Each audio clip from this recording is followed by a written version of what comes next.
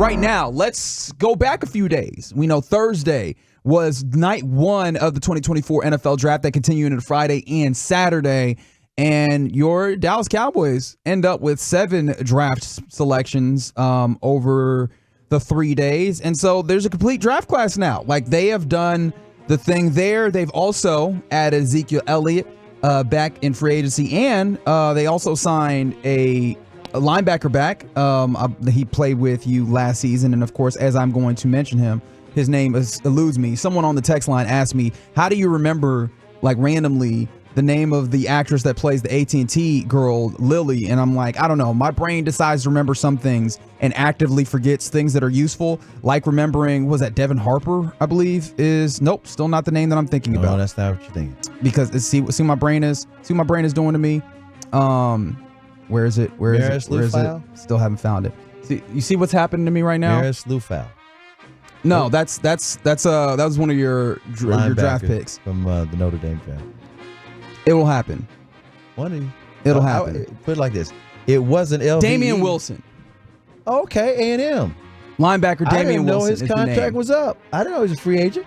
This is all right. We're just gonna pull back real quick. This is how my brain works. Absolutely, this is how my brain works. Damian Wilson. I've looked at his name all day. Tried to commit it to memory. Could not remember it. I still remember the name of the actress that plays the AT&T girl. But you couldn't remember the linebacker. That's right. When you needed it most. That's right. But Damian Wilson has signed today, 1-year deal, minimum salary benefit structure, according to Michael Gelkin of the Dallas Morning News. But there you go. Like that's basically the weekend, largely for your Dallas Cowboys. Tyler Guyton in round 1 on Thursday, we knew about. Day 2, you ended up with a defensive end, an edge rusher, which was not a pick that I don't think anybody was expecting the Cowboys to go there in the second round. Marshawn Nealon is the defensive end, or the edge rather. And this is a guy that, for all intents and purposes, seems to be, he plays a lot like DeMarcus Lawrence. And with DeMarcus Lawrence, with having a 1-year deal, or 1 year remaining on his deal, that kind of sounds like DeMarcus Lawrence replacement, does it not? Well, you gotta have depth. They do need depth. Absolutely. They have no depth, so to me, I don't have a problem with that at all. It doesn't mean like they're trying to push him out the door, because we don't know if this kid's gonna be any good. Sure, and that's like saying Nashawn Wright is, guess what? He's just like Richard Sherman. Right. Guess what? It didn't work. It hadn't worked out that way. But that's why they got him, because Dan Quinn said he reminds me of Richard Sherman. Yeah, well, and I mean, this also goes into, speaking of the defensive coordinator, Mike Zimmer likes he likes edges that are going to set the edge, and Nealon does that pretty well. It's one of the things about him is that I mentioned Tank Lawrence, because that play style of not necessarily getting uphill. I mean, he can pass rush, don't get me wrong, but like, I imagine like Tank, it's going to be like, yo, the numbers aren't as exaggerated as you imagine for an edge that you're telling me has a level of quality. That's kind of the analysis that I've seen around him. Like, he does kind of have been, but power is where he's going to be coming from, and setting that edge is going to be important. And for Mike Zimmer, who likes linebackers getting involved in rushing the passer, setting that edge is going to be important. So it seems like Marshawn Nealon, that's what they're looking for. But I was looking at the beast, Dane Brugler, who works for The Athletic. He breaks these things down really well. Marshawn Nealon was rated as like a 4th round caliber player. And they got him in the 2nd round. Yep. And so that was one of the things that made me go, but when talking about him,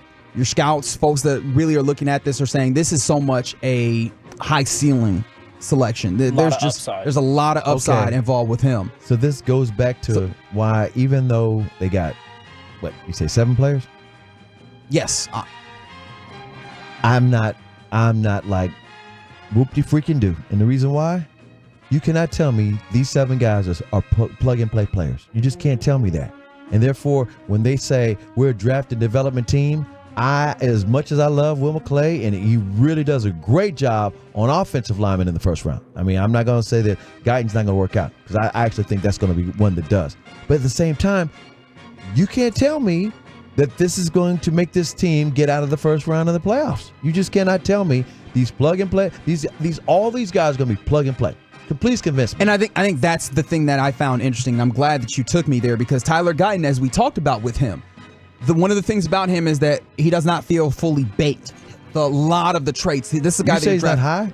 Well, I don't know nothing about what that dude does in his free time. So, Well, they drafted right after 420. I just wondered. I guess Willie Baked. I guess so. But Tyler Guyton, like traits, extraordinary, right? Like size, athleticism, those types of things clearly are what you're looking at for the tackle out of Oklahoma. And we talked about this obviously Friday all the way across on 105 through the fan. But you're looking at upside. I just mentioned Nealon, upside. Cooper Beebe is less of an upside pick. That's a dude that I've seen throw dudes out of the club all the time at Kansas State. That's a dude who played guard, likely going to play center, although he's played all across the offensive line. I love that pick in the third round. But then come to Maris Liufau. I hope I said that correctly. Notre Dame. Notre Dame. That's another guy who is not really highly regarded, but we're talking about upside. And it feels like, as you keep mentioning upside, that is not necessarily something that tells you plug and play. That's not necessarily something that feels like this year you're going to see huge returns from your draft class. And I think that is going to be a frustrating thing when you look at Cowboys fans, because they were already frustrated about what felt like a lack of investment in this year's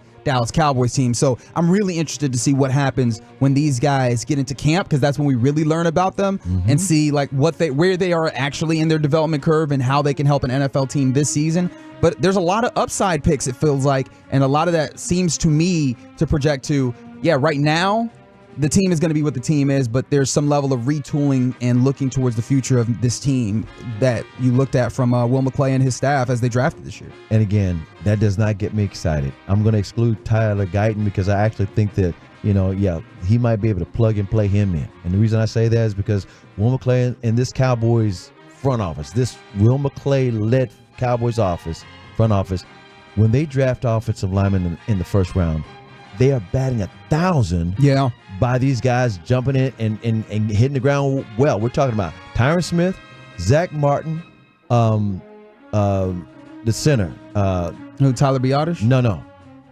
Travis Frederick. Travis Frederick. When you get a guy in the first round. Because I know Biotish was not taking the first round. My bad. So, like I said, they bat 1,000 when they do that. Tyler Smith.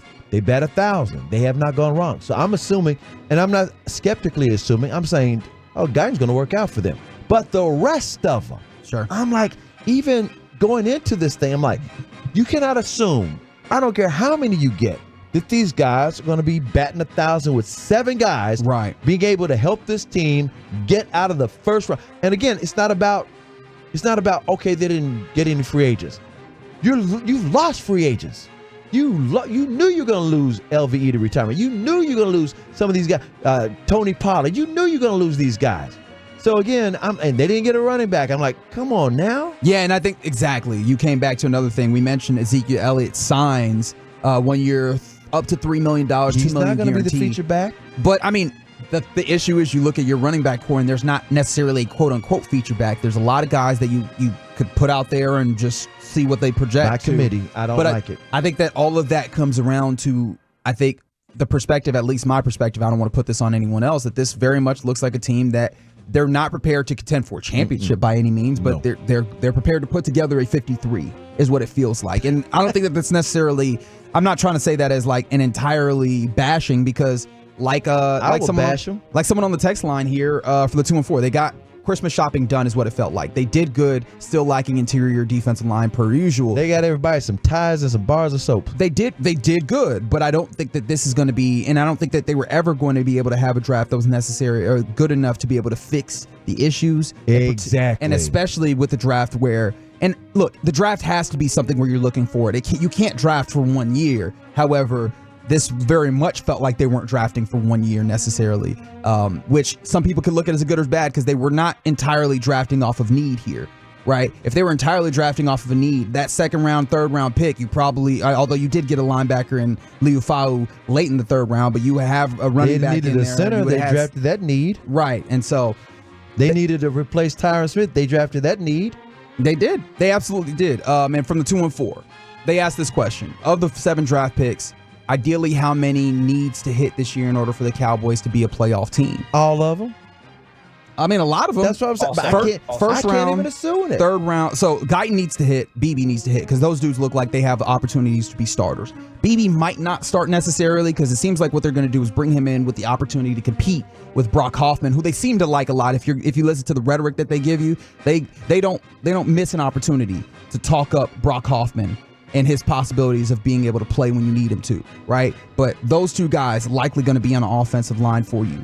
I mean, Nealon is probably going to be involved in your rotation at edge. Carson, cornerback, since you might not bring back Stephon Gilmore. Yeah, I mean, he's going to need, hope. especially when you consider that a secondary is going to have instances where they need other guys to get involved. Bodies. But how much do you lean on like the ideas of Eric Scott getting involved in the secondary, whatever, right? Like you're going to need your starters to be healthy, and maybe he needs to come along. I feel like probably at the very minimum you need 3 to show up for you in a big way for you to be like a really good playoff team. And I think that they have the opportunity to, but that might be leaning a lot. All I know is I was not excited about who the Cowboys would draft unless they did some big splash move, but that would only be one because they did nothing to bolster their roster this offseason at all. Yeah. And it's not even about Jerry saying we're all in. Had he not even said those words, I'd have been saying, what are y'all doing? You're letting your players leave. You're not. I'm just going even by last year. Last year in the offseason, they shocked us. They traded for Cooks. They traded for Stephon Gilmore. They signed a couple of free agents. Like, what are they doing? This is not what they normally do. I'm excited. They might actually be trying to utilize all the facets of building a team. This year, crickets. And I think you highlighted something important there is that I think one of the reasons why all of this feels so frustrating is because the framing that Jerry Jones got out here with early on. Because everything else really does feel like this is a team that needs to retool. You did a lot of winning in the regular season objectively. 36 wins in 3 years is a lot of winning. We can't deny that, even though I know a lot of people are going to bring up your postseason record. I understand what you're saying, but you did a lot of winning. In order to do that, you kind of need to have a little bit of an ebb and flow. This feels like a little bit of an ebb year, but you went and kind of countered that by saying we're all in, and now you've put people on edge. When in all reality, if you look at this from ebb year, trying to restock, trying to get yourself back situated, I think they're actually handling at least the draft portion of this fairly well, because I did like this draft by and large. You like the draft on its own. Yeah, and of course I can't know that. This is all theoretical because these guys got to get on the field and see we got to see what they do. But just based off of the analysis of the very good people that do this, including Broadus and Wolchuk. Yeah, but again, yeah, will they help this team get over the hump? Not that we know of. Right. Will they help this team is one thing. Will they help this team get over the hump? 5 or 6 years, maybe. Will they help this team get over the hump is a whole nother question. And that one, the Cowboys have not really put these players, Guyton, Nealon, BB, continuing. They have not put these guys in a good position for that because they're being expected, at least in the larger period, to present more than I think any rookie should be asked to. Exactly. They're asking to do things that a veteran should do. And that's why I'm saying you cannot assume that all 7 of these guys are going to be plug and play. I don't care how much you like them and how much the experts say, ooh, they got a steal on this particular pick right here. It's like, but they're not necessarily NFL ready. You can't tell me they're going to be NFL ready game 1, week 1, grow during the regular season. No, not these guys. Yeah, and that remains to be seen. They're not all top 10 picks. No, are they? Nope. And that's in other words, you're not a team that sucked this past offseason or this past season, and therefore you got value picks because your team was bad, and therefore you got the top of the round picks. That's not what happened this year. In other words, they were able to make something out of the position they were in.